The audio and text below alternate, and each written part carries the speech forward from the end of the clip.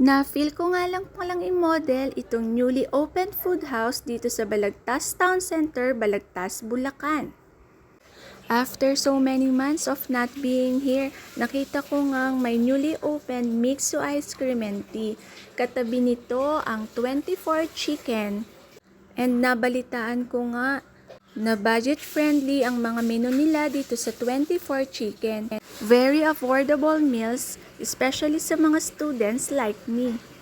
Joke lang guys, na-miss ko lang maging student kasi palaging may allowance. Ngayon ako na ang nagbibigay ng allowance sa mga bata.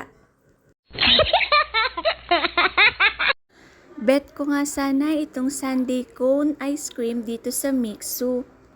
Hindi nga lang ako makakain dahil 9 AM pa lang sa mga oras na ito. Baka sumakit ang tiyan ko. Visit na kayo dito guys. See ya!